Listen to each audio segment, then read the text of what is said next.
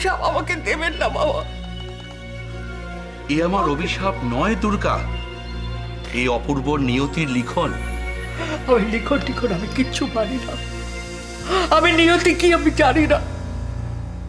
আমি শুধু জানি অপূর্ব আমার ছেলে, আপনি আমার গুরু, আপনি আমার ঈশ্বর।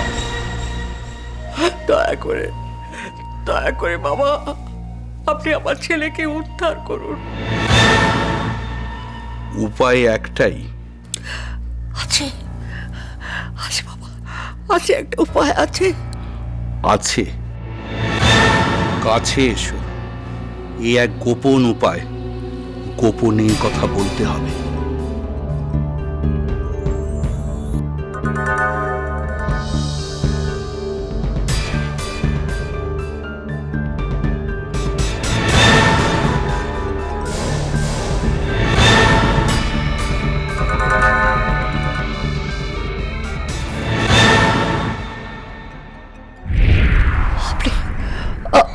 আপনি কি বলছেন বাবা? এছাড়া অপূর্বকে বাঁচাবার আর কোনো দ্বিতীয় উপায় নেই। না, আমি অপূর্বকে বাঁচাবো। হ্যাঁ বাবা। তুমি যাতে ধরা না পড়ো সে ব্যবস্থা আমি করব।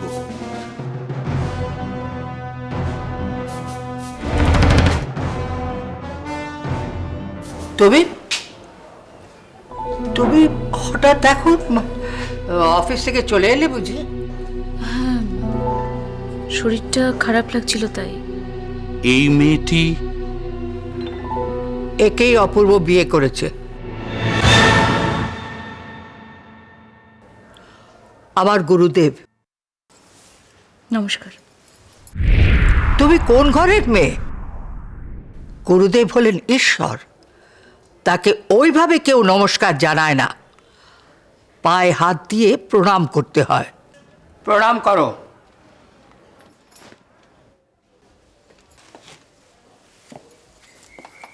থাক, বসো।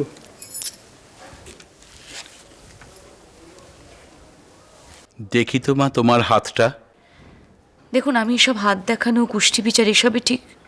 তুমি না মানলেও অপূর্বের মঙ্গলের জন্য আমাকে হাত দেখতেই হবে। অপূর্ব কিন্তু এসব কুসংস্কার ঠিক মানে না। তর্ক করো না। গুরুদেব দেখতে চাইছেন, ওকে দেখতে দাও। কি দেখলেন? আমার ভাগ্য ভালো না এই কথাই বলবেন তো? সত্যিই তাই মা। মঙ্গল ও রাহুর কিছু অশুভ প্রভাব আছে। আমি কিছু বিধান দেব, সেই মেনে তোমাকে চলতে হবে। আপনার বিধান মেনে চললে সমস্ত অশুভ প্রভাব কেটে যাবে আমার জীবন থেকে। তাহলে তো আপনি ঈশ্বর। তাহলে আপনার এই শক্তি দিয়ে এই পৃথিবী জুড়ে এত যে অমঙ্গল হচ্ছে, এত যে খুনোখুনি হচ্ছে, সেসব প্রভাব কাটান। আপনার শক্তিটা সেই কাজে লাগান।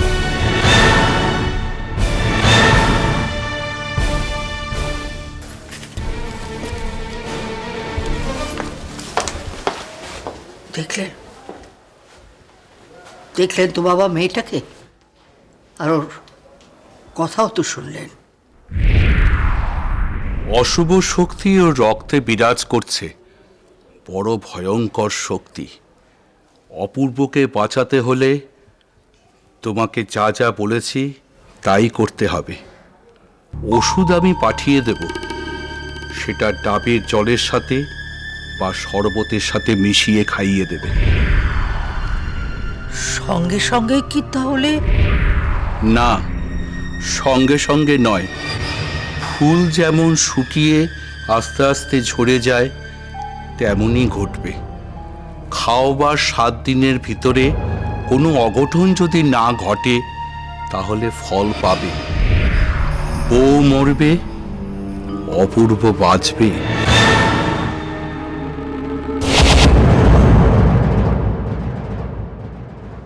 রূপার বোন সোমাকে তো আমি খুঁজে বার করবই, দরকার পড়লে পাতাল থেকে খুঁজে বার করব। সবাইকে কাজে লাগিয়ে দিয়েছি। আঙ্কেল কাজ করছে, বাঁশতলা থানার মেজবাবুকে কাজে লাগিয়ে দিয়েছি। যেখান থেকে হোক সোমাকে তো আমায় উদ্ধার করতেই হবে। অবিনাশ কাউকে একটা ফোন করি। হ্যালো, হ্যাঁ শোনো, আমি পড়ি বলছি। আচ্ছা, তুমি সোমার কোনো খবর পেলে? আচ্ছা, আমি কিন্তু মন্ত্রীর বিরুদ্ধে কয়েকটা ইনফরমেশন পেয়েছি, বুঝলে, বেআইনি। ভালো করে শোনো, আমি বলছি তোমায়, লিখে নাও। হুম।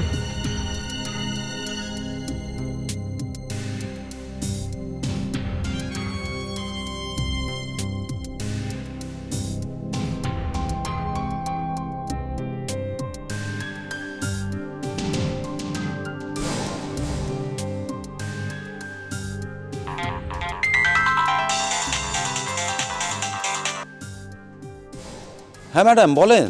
হ্যাঁ ঘনশ্যাম বাবু, আপনাকে তো আমি সব কথা বলেছি, মনে আছে তো?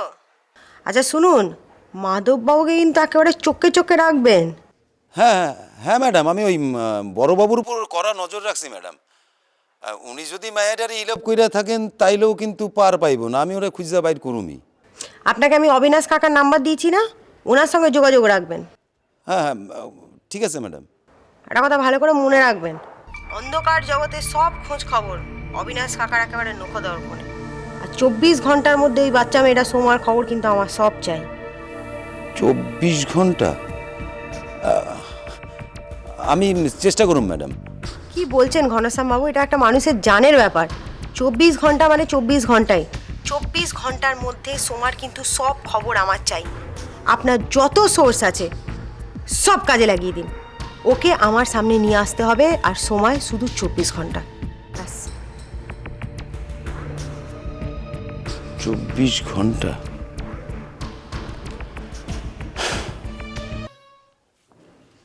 কি হলো, মুখ ভার করে বসে আছো যে? না,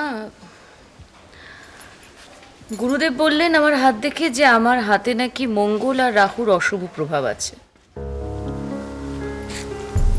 অবশ্য এরকম একটা কিছুই ঘটবে সেটা আমি জানতাম, কারণ গুরুদেব বলেছিলেন তোমার সঙ্গে অপূর্বর বিয়ে হলে সব দিক থেকে মঙ্গল, আর সেখানে আমার সঙ্গে অপূর্বর বিয়ে হয়েছে। তাই এরকম ধরনের কিছু ঘটাটাই তো স্বাভাবিক। তোমার কথার মধ্যেই তো তোমার প্রশ্নের উত্তরটা রয়েছে। তাহলে আবার মন খারাপ করছো কেন? আমি তো অপূর্বদার সঙ্গে বিয়ে না হওয়াটাকে আমার এটা স্বাভাবিক বলে মেনে নিয়েছি। কিন্তু তোমার মা তো... মার কথা ছাড়ো, দেখো নতুন বৌদি, সব মায়েরাই তো চায় তার মেয়ে উপযুক্ত পাত্রের হাতে পড়ুক। আর এক্ষেত্রে আমি মানে আমাদের তো গ্রাম থেকে আনা হয়েছিল বিয়ের কথা বলে। খুব সুন্দর কথা বলো তুমি। শুধু ওটুকুই পারি, আর কোনো দিক থেকে আমি কিন্তু তোমার মতো নই। জানো নতুন বৌদি, তোমাকে দেখার পরে আমি বুঝতে পেরে গেছি যে আমার থেকে তুমি অপূর্বদার স্ত্রী হিসেবে অনেক বেশি যোগ্য। তবে একটা কথা তোমাকে বলি, গুরুদেব যা বলছেন সেটা কিন্তু অপূর্বদার ভালোর জন্যেই। ও, তার মানে তুমিও মনে করো যে অপূর্বর সঙ্গে আমার বিয়ে হওয়াটা অপূর্বর জন্য অমঙ্গল হয়েছে, খারাপ হয়েছে? না, তাহলে তো এতগুলো কথা বলার কোনো কারণই নেই। এই দেখো, তুমি তো রেগে যাচ্ছ, মাথা ঠান্ডা করে একবার ভেবে দেখো তো। মাসি সমস্ত কাজ করেন গুরুদেবের পরামর্শে, তিনি নিজে বিলেত ফেরত শিক্ষিতা হয়েও। আমি তো সেটাই বুঝতে পারছি না ঝর্ণা, এইখানে তোমার হিসেবটা গন্ডগোল হয়ে যাচ্ছে। সব সময় আধুনিকতার দোহাই দিয়েও মা কি করে এই তাবিজ, পুজো, আচ্চা, কুষ্টি পিজের সবাই বিশ্বাস করছেন। আচ্ছা তুমি আমাকে বলো তো, শুভ অশুভ কি এগুলো দিয়ে ঠিক করা যায়? জানি যায় না, সেটা আর আমার থেকে কে ভালো বুঝবে বলো। তবে অপূর্বতার মঙ্গলের জন্য, সংসারের ভালোর জন্য, আর মাসি যাতে শান্তি পায় তার জন্য অন্তত আমি এটা মেনে নিতাম। তুমি সত্যি অপূর্বর ভালো চাও, মঙ্গল চাও? অবশ্যই। কেন? মানুষ হয়ে মানুষের অমঙ্গল চাইবো কেমন করে নতুন বৌদি? শুধু এজন্যই?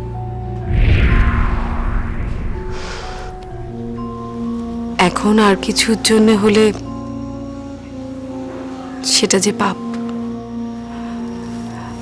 দেখো, মাসি কিন্তু সব কাজ গুরুদেবের পরামর্শে করেন, আর এখন এমনিতেই সংসারে অশান্তি চলছে, সেক্ষেত্রে গুরুদেবের কথা অমান্য করলে অশান্তি বাড়বে বই কমবে না। তা বলে সবকিছু মেনে নেব? দেখো ঝর্ণা, যেটা অবৈজ্ঞানিক, যেটা ভুল বলে আমি বিশ্বাস করি, আমি মানি, সেটাকে মেনে নেব এতটা উদার কিন্তু আমি নই। মানলে যদি ক্ষতি না হয়, অন্যকে শান্তি দেওয়া যায়, তাতে আপত্তি কোথায়? আমি তো বলছি, আমি তোমাকে সব ব্যাপারে সাহায্য করব। লোক দেখানো আচার বিচার, ব্রত, পুজো পাঠ সব করে কি লাভ বলো তো, যেখানে অন্তরের বিশ্বাস নেই, অন্তরের শ্রদ্ধা নেই? তুমি তোমার মতো করে করো, তাতে যদি কেউ শান্তি পায়, কারোর মঙ্গল হয়, হোক না। অন্তত মাসি তো বুঝবেন যে তুমি তার কথা রেখেছো। আর আমি তো বললাম, আমি সবসময় তোমার সঙ্গে আছি। আমি তোমাকে কথা দিতে পারছি না ঝর্ণা। দেখো, এতদিনের অবিশ্বাস, এতদিনের অশ্রদ্ধা, সেটা তো একদিনে পাল্টানো সম্ভব নয়। হ্যাঁ, অপূর্বর মঙ্গল হোক, সেটা আমিও চাই, এবং সেটা চাই অন্তর থেকেই। হ্যালো, হ্যাঁ রঞ্জিত আঙ্কেল, আমি পড়ি বলছি। হ্যাঁ পড়ি, আমি তোমাকেই ফোন করতে যাচ্ছিলাম। ওই রূপার জামা কাপড়গুলো আমি সমস্ত ল্যাবরেটরিতে পাঠিয়ে দিয়েছি। তা একটা প্রবলেম হচ্ছে যে তুমি যাদের অপরাধী বলছো, ওই ভিকি আর তার বন্ধুরা, ওদের তো মেডিকেল টেস্ট করাতে হবে। রূপা তো সেদিন টিআই প্যারেডে কাউকে চিনতেই পারলো না। ম্যাজিস্ট্রেটের অর্ডারে পুলিশ ওদের ছেড়ে দিয়েছে। এখন আমি ওদের অ্যারেস্ট করবো কোন রাউন্ডে? আঙ্কেল, সেটা তো আপনি বলবেন, বলুন। আপনাকে তো আমি সব কথা বলেছি যে রূপা কেন ওদেরকে চিনতে পেরেও চিনতে পারেনি। এখন দেখুন, আপনি থাকতে ছাড়া পেয়ে যাবে, সেটা কখনো হয় বলুন? একটা রাস্তা আছে, সিএম যদি অর্ডার দেন তাহলে ভিকিদের অ্যারেস্ট করা যাবে। তাহলে আর দেরি করছেন কেন বলুন? আপনি সিএম এর সঙ্গে কথা বলুন, আপনি ওনাকে সবকিছু খুলে বলুন যে কি কি ঘটনা ঘটেছে, ওরা কত বড় পাপী। দেখুন, আমাদের দেশের লোকেদের কিন্তু সিএম এর ওপরে প্রচুর ভরসা আছে। আমার তো মনে হয় ঠিক কাজটা হবে। ঠিক আছে, আমি সিএম এর সঙ্গে কথা বলছি। দরকার হলে তোমাকেও ডেকে নেবো, কেমন? কারণ তুমি ভালো করে বোঝাতে পারবে। আর শোনো, আমি rail station, airport, national highway সমস্ত জায়গায় নজরদারির ব্যবস্থা করেছি, যাতে ও কোনোভাবে সোমাকে নিয়ে পালাতে না পারে। Thank you uncle.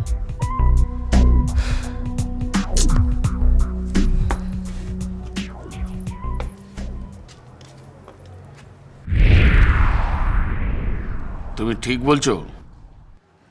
আমার বিরুদ্ধে পার্টির ভেতরেই জলগোলা হচ্ছে।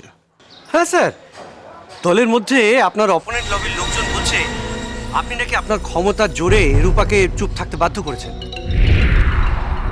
সেনগুপ্ত, তুমি একটা কাজ করো, যারা যারা পার্টির মধ্যে আমার বিরোধিতা করছে তাদের একটা নামের লিস্ট তৈরি করো।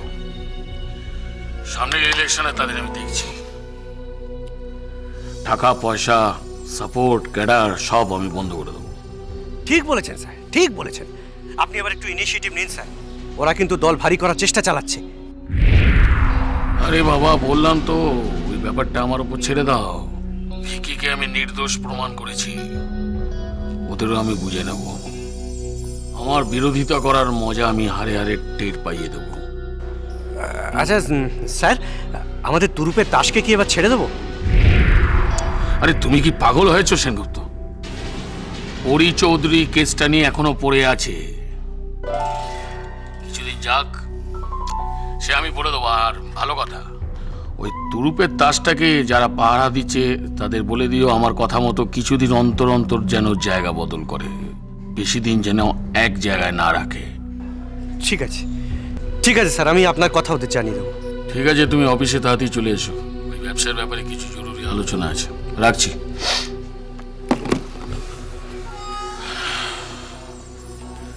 পার্টিতে বিরোধীরা এখনো আমার বিরুদ্ধে সক্রিয়।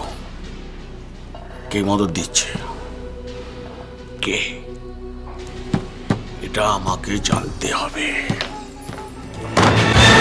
তোর যা জানার সেটা তুই পরে জানবি, আগে আমার প্রশ্নের উত্তর দে। এই রূপার বোন সোমাকে কোথায় লুকিয়ে রেখেছিস তুই? হ্যাঁ, তোর লজ্জা করে না? একটা অসহায় বাচ্চা মেয়েকে লুকিয়ে রেখেছিস কিডন্যাপ করে তোর এই জানোয়ার ছেলেটাকে বাঁচানোর জন্য। কি ব্যাপার মামুনি, সোজা আমার অফিসে? তোমার তো খুব সাহস। সৎ কাজে না সাহসের অভাব হয় না। তুই কি ভেবেছিলি যে তুই সোমাকে আটকে রেখে রূপার মুখটা বন্ধ করিয়ে দিবি, আর সেই সুযোগে তোর ওই হারামি ছেলেটাকে জেল থেকে ছাড়িয়ে নিবি? প্রথমবারে তুই জিতে গেলেও সেকেন্ড টাইম তুই আর জিততে পারবি না। আমি কিন্তু খুব ভালো করে জানি তুই চোধন তলা পাত্র, তুই সোমাকে কোথায় লুকিয়ে রেখেছিস। এইসব কথা কেন বলছো মামুনি? তোমার কাছে কি প্রমাণ আছে যে আমি সোমাকে কিডন্যাপ করেছি? রূপার বাবাকে আমি কিনে ফেলেছি। হ্যাঁ, ওরা আমার কেনা গোলাম। তাদের কথায় নিচে তুমি তোমার জীবনে কেন বিপদ ডেকে আনছো বলো? গাল গল্প? হ্যাঁ, আমাকে গাল গল্প দিচ্ছিস? কোনো ছোট্ট বাচ্চাকে রাস্তা থেকে ধরে ওই গাল গল্পগুলো দে। সোমার বাবা না আমাকে সব কথা বলেছে যে তুই ভেবেছিলি যে রূপাকে ভয় দেখিয়ে সোমাকে কিডন্যাপ করে তোর এই জানোয়ার ছেলেটাকে তুই ছাড়িয়ে নিবি। সেটা তুই করেওছিস। তবে একটা কথা ভালো করে জেনে রাখ, তুই যে কোনো লোকের হাত থেকে ছাড়া পেলেও তুই আমার হাত থেকে কোনো দিন ছাড়া পাবি না। তোদেরকে আমি অ্যারেস্ট করিয়ে তবেই শান্তি পাবো। কেন জেদ করছো মামুনি? হ্যাঁ, তুমি যেসব কথা বলে বেড়াচ্ছ প্রমাণ ছাড়া, লোকে তো তোমার এসব কথা শুনলে পাগল বলবে।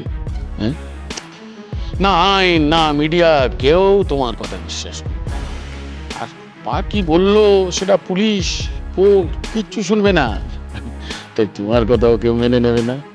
কিন্তু কাকু, আমি যে শপথ করেছি সোমাকে উদ্ধার করে আপনার আর আপনার ছেলের সর্বনাশ করে তবেই আমার শান্তি।